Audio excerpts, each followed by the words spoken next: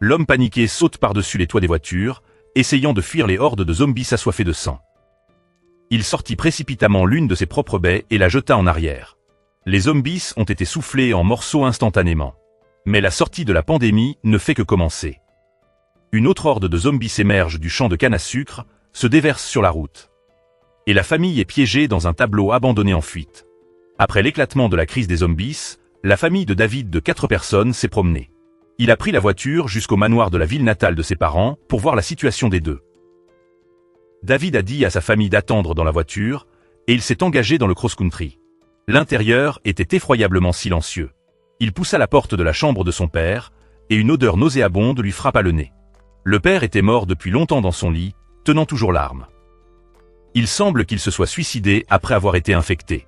David prit le fusil et la montre de son père et se glissa dans sa poche.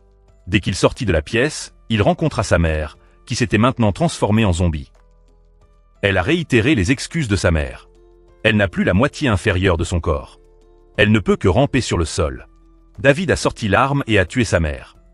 Puis il a creusé un trou à l'arrière du jardin pour les tuer tous les deux. Bien qu'il ne reste plus beaucoup d'objets dans le jeu d'Ivian, heureusement, le puits n'a pas été pollué. Au moins, cela résout le problème de l'eau potable. Cependant, sa femme n'était toujours pas satisfaite. David a dit à son plus jeune fils, Lucas, de rester avec sa mère. Et lui et son fils aîné, George, sont allés inspecter un entrepôt voisin. J'espère trouver quelque chose qui est peu nombreux. Comme prévu, il y avait une radio, une lampe de poche et quelques autres objets à l'intérieur. À ce moment-là, George a crié de peur. Il s'est avéré que le corps du directeur de l'entrepôt était suspendu dans un coin de la pièce. David montre à son fils pour qu'il prenne la clé du corps. Mais de manière inattendue, George a tiré si fort que le corps est tombé sur lui. Après cela, le père et le fils ont repoussé la charrette dans la cour. Marie conduisit David au sous-sol. Elle y a trouvé une machine, mais ne savait pas si elle fonctionnait encore. David a regardé les graffitis sur le mur pendant un long moment avant de reprendre ses esprits. Il a vérifié la machine et a expliqué que quelques pièces avaient été retirées. Puis il quitta précipitamment le sous-sol. Il semble que le graffiti évoque en lui de nombreux souvenirs malheureux. Ce soir-là, toute la famille a enfin eu un repas d'honneur. Marie ne put s'empêcher de demander ce qu'elle devait faire ensuite.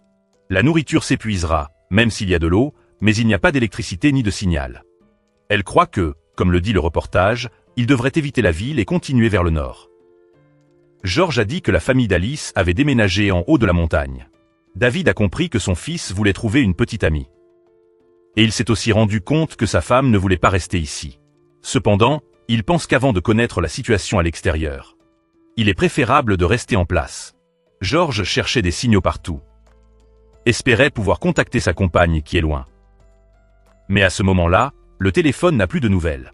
Ses espoirs ont été complètement brisés. Au milieu de la nuit, David rêve de souvenirs d'enfance. Il a été réveillé d'un cauchemar. La maison qu'il détestait autrefois dans sa jeunesse, maintenant elle le fait se sentir à nouveau en sécurité. Le couple a discuté de beaucoup de choses désordonnées à travers des dialogues fragmentaires. Il semble révéler que quelque chose de mal est arrivé à David alors qu'il était enfant dans cette maison. Et que Marie a peut-être eu des relations extra-conjugales. George était peut-être l'enfant de quelqu'un d'autre. Finalement, les deux hommes décidèrent de repartir, espérant aller vers le nord pour atteindre l'endroit. La famille d'Alice y réside temporairement.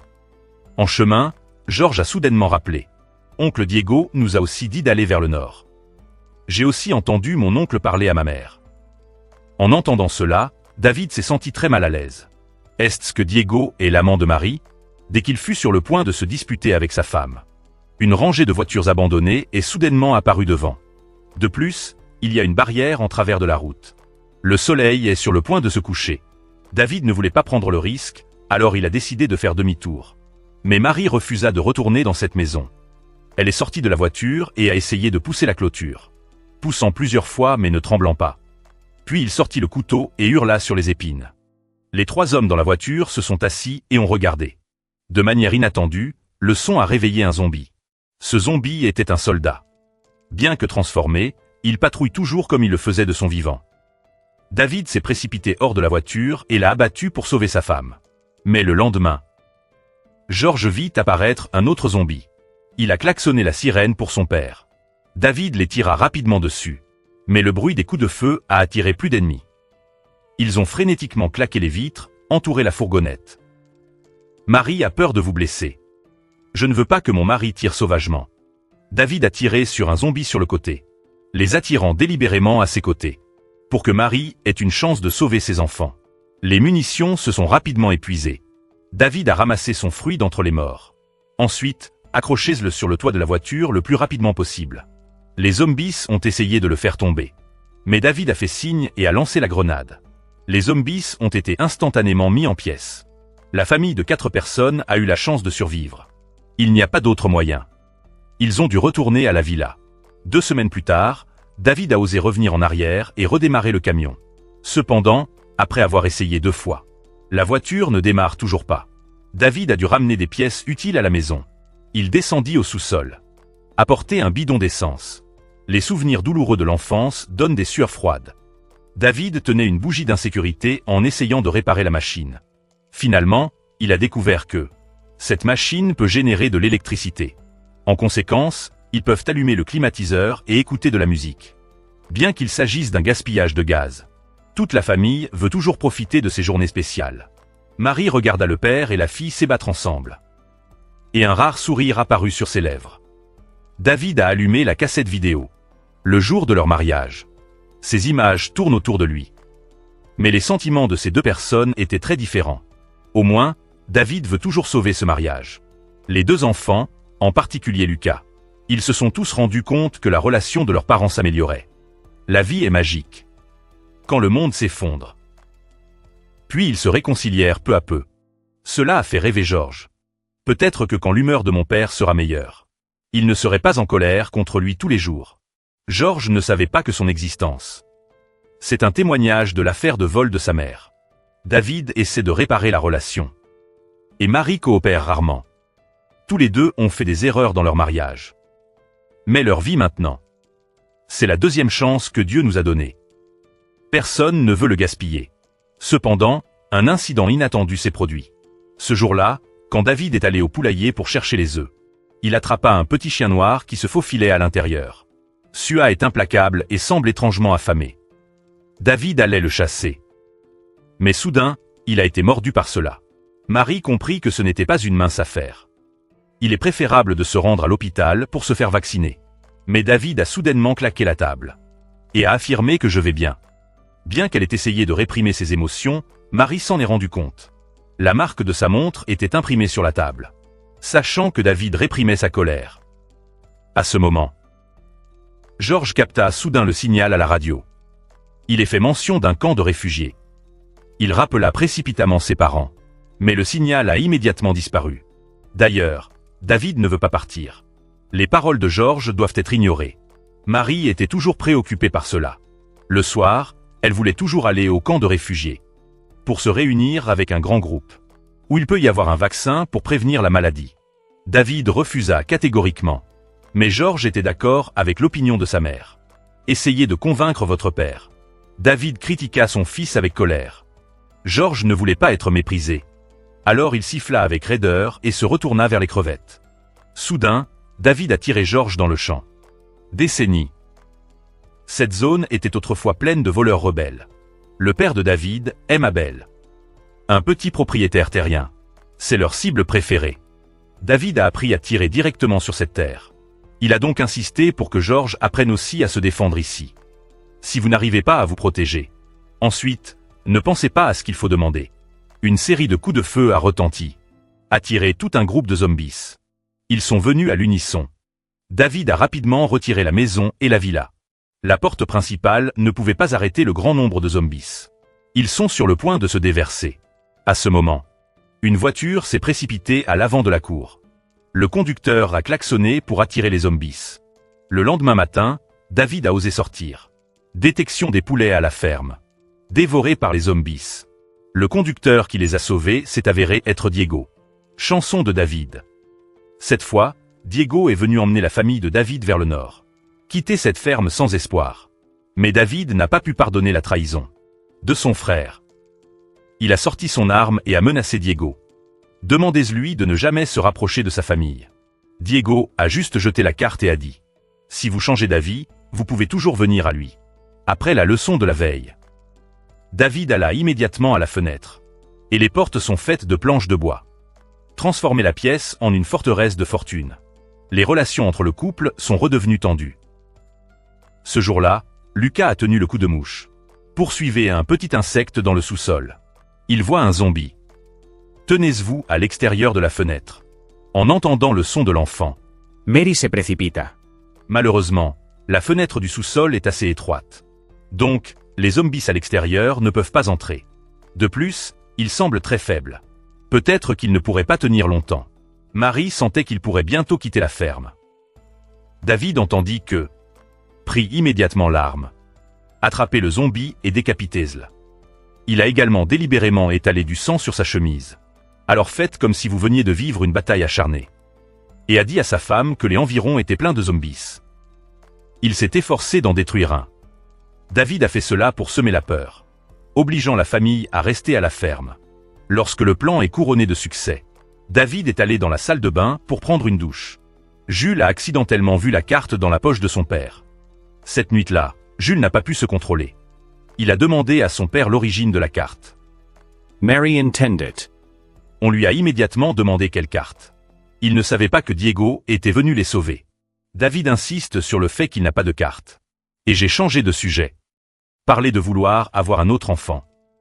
Marie est découragée par les actions absurdes de son mari. Elle voulait juste sortir de cet endroit rapidement. La nourriture à la ferme s'épuise. Et la plupart des zombies à l'extérieur s'affaiblissent progressivement. Marie croit qu'il n'y a pas besoin d'efforts. Gardez aussi cette ferme. David avait peur de la ferme. Et son père brutal. Mais en même temps, David ne soutient pas le pouvoir absolu. C'est son père qui le détient. Alors, quand David a pris ses propres mains pour sauver son père et devenir propriétaire de la ferme, il a progressivement rattrapé son défunt père. Envie de prendre le contrôle total de la famille. Et affirmer la position de l'homme dans la maison. Tout comme son père l'a fait. David vous fait face. Établissez le fait que Marie voulait quitter cet endroit. Même avant que la catastrophe ne se produise, Marie claqua furieusement la table pour l'arrêter. Évitez de blesser les deux enfants. David sortit immédiatement la carte. Mais le feu s'est rapidement propagé. De leur dernière lueur d'espoir. Puis David est allé dans le champ de canne à sucre pour couper des arbres. L'une des rares sources de nourriture. Le reste de la famille. Soudain, un bruit fort retentit à proximité. David monta immédiatement haut pour observer. Et découvert au bout du champ. Une bouffée de fumée blanche s'élevait dans le ciel. Il rentra chez lui dans un état de panique. Et utilisait un grand panneau de bois pour bloquer la porte. Marie demanda ce qui s'était passé. Mais David vient de dire qu'il y avait beaucoup de zombies dehors. Et ils ne peuvent pas les laisser entrer dans la maison. En fait, au cours des dernières semaines, en plus du zombie près de la fenêtre du sous-sol, aucun autre danger ne s'approchait. George ne pouvait pas le contrôler, forçant sa bouche à dire « Je pense qu'il ne veut tout simplement pas que nous sortions. Papa était enfermé au sous-sol par ses grands-parents. Alors maintenant, vous voulez nous enfermer ?» Quand David a entendu cela, il était tellement en colère qu'il est tombé à la faim. À ce moment-là, on a frappé à la porte. L'homme à l'extérieur s'appelait Jaoku. Un soldat. Soif et épuisé. Demandez de l'eau. David ne veut pas faire confiance aux étrangers. Devrait le menacer de partir. Cependant, George a secrètement ouvert la porte. Et Jaoku s'est précipité dans la maison. Il a expliqué qu'il n'avait pas été mordu par un zombie. Il n'y avait que quelques égratignures et blessures. Jaoku est venu de Courir Noir à moi récemment. C'est là que George l'a entendu à la radio. Il fonctionnait il y a seulement une demi-journée. Ce matin-là, leur unité s'est rendue en ville. Pour trouver des nécessités. Mais sur le chemin du retour, il rencontre un essaim de zombies. Ses camarades ont tous été tués. David a immédiatement pris la parole, et je lui ai dit que ce n'est pas sûr dehors, ce n'est pas sûr du tout. Jaoku ne se rendait pas compte de la tension. Il répliqua, d'ici pour courir. Presque plus de zombies. Tant que vous n'allez pas en ville, tout ira bien. Jaoku a dit qu'il a failli mourir sur la route. Mais heureusement, il y a un homme. Je l'ai sauvé et lui ai dit de trouver ce site de course. Inutile de dire que cette personne est définitivement un Diego. Lorsque Jaoku se libère de l'encerclement, Diego était entouré de zombies. À ce moment-là, il n'était probablement plus en vie. Finalement, David a accepté de laisser Jaoku rester, mais l'a forcé à être enfermé au sous-sol. Une nuit pour vous assurer de ne pas attraper le virus. Au milieu de la nuit, Jaoku a secrètement réveillé sa mère. disant qu'il voulait aller trouver Diego. En fait, il y a longtemps, Jaoku. Il soupçonnait qu'il n'était pas l'enfant biologique de David. Des enfants mal aimés. Souvent très sensibles, et Jaoku. Il est difficile d'ignorer les yeux froids de David. Malgré cela, Jaoku le voit toujours comme un père, mais récemment. Les choses sont devenues trop difficiles à supporter. Il voulait sortir et trouver Diego. Et j'espère que maman viendra. Mais la mère ne pouvait pas quitter son fils biologique. Elle ne pouvait que prier pour sa sécurité. De l'aîné courageux. Le lendemain matin, David s'est réveillé d'un cauchemar. Il a vu Jaoku manger dans la salle à manger. Mais Rose n'était pas là.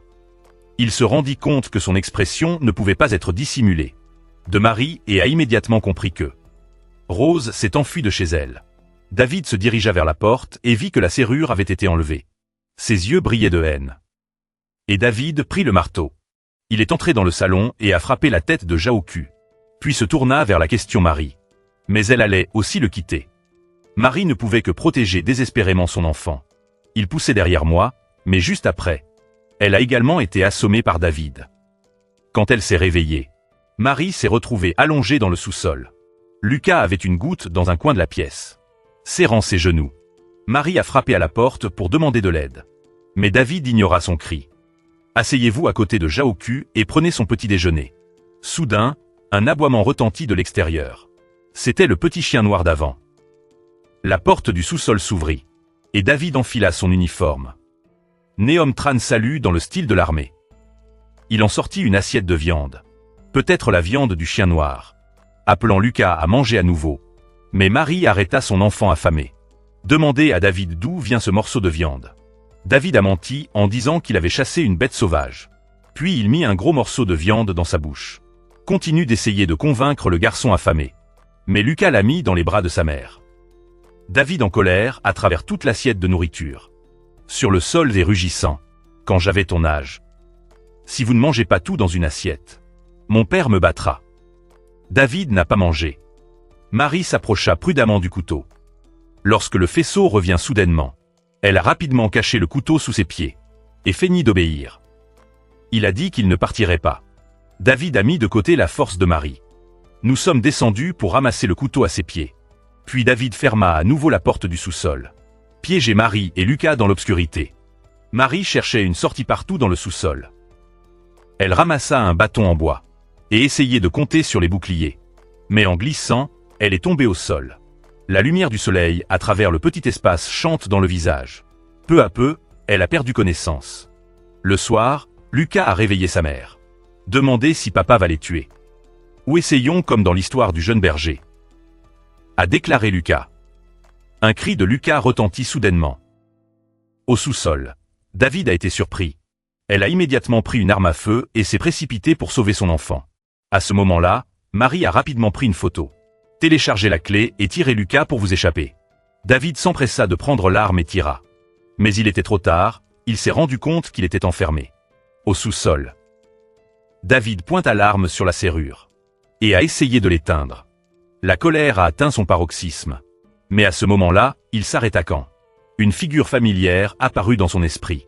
La figure du père qui est mort. L'espace du placard rend ses jambes douces. Et David est devenu le petit garçon d'autrefois. Seul le miel pleure de désespoir. Marie a rapidement fait ses bagages. Attrapé le grand couteau sur la table et ouvrait la porte. Lorsque la mère et la fille sont sortis de la villa. Ils ont vu un zombie qui était Diego. Marie paniqua et entraîna son fils. Mais il n'a pas pu verrouiller la porte à temps. Elle essaya de faire monter Lucas à l'étage. Mais Diego lui attrapa la cheville, la tirant vers le bas. Marie donna un coup de pied dans le Diego de toutes ses forces et s'enfuit. Elle prit un sac à dos pour se protéger. Quand Diego se précipite pour attaquer, voyant ma mère en danger, Lucas frappe le zombie avec une lampe de poche. Attirer son attention. Juste au moment où le zombie était sur le point de le mordre, Marie lança le sac à dos pour le distraire. La colère s'enflamme chez le zombie. Il attrapa la chaise et la frappa violemment sur Marie. À ce moment-là, David était dans un état de psychologiquement deprime. Il a entendu les cris de sa femme et s'est soudainement réveillé. Il a concentré ses efforts sur la case de la porte du sous-sol. S'élancer à une vitesse terrifiante. Renverser le zombie. Il lui fracassa la tête jusqu'à ce qu'elle ne soit plus qu'un tas de sang. Cependant, David pense toujours que Marie elle-même a délibérément laissé mourir entrer dans la maison. Il a donc sali son arme et a essayé de tirer sur sa femme. Heureusement, Lucas était en proie à cela. Mais malheureusement, le garçon a été mordu par un zombie. Plus le temps d'hésiter. Ils ont été forcés d'amputer le bras de Lucas immédiatement, pour empêcher le poison de se propager. Il est temps d'avoir de l'importance. David hésita de nouveau, incapable d'amputer la main de son fils. Mais Marie était courageuse et rapide à agir. Elle désinfecte le couteau. Mettre une serviette dans la bouche de Lucas, pour que tu ne te mordes pas la langue. Puis réduisez de manière décisive. La lame est trop émoussée. Il est impossible de couper de manière décisive pour un coup de fusil. Ce qui l'a amené à se casser les dents encore et encore. Le cri de douleur de Lucas. Et le bruit de la rosée qui se brise. La scie aiguise dans leur cœur. Laisse une blessure qui ne s'estompe jamais. Marie pensa minutieusement les plaies de son fils. Ordonnez à David de se réveiller rapidement. Et emmener l'enfant chez le médecin. Lucas commit faiblement. Ramener David à la réalité. Il s'est précipité hors de la province et a conduit jusqu'au pont, respirant si fort qu'il n'en a plus la force, pour ouvrir la porte de la voiture. Soudain, Rose s'arrêta devant lui. Poignets de pistolet. Ses yeux étaient tendus après des jours de fuite. Voir David couvert de sang. Et murmure de manière peu claire. Rose a tellement paniqué qu'elle a attrapé l'arme. David s'est effondré après le coup de feu. Rose était stupéfaite, se réveilla sous le choc. Et courut précipitamment s'excuser. Cette fois dans les yeux de son père.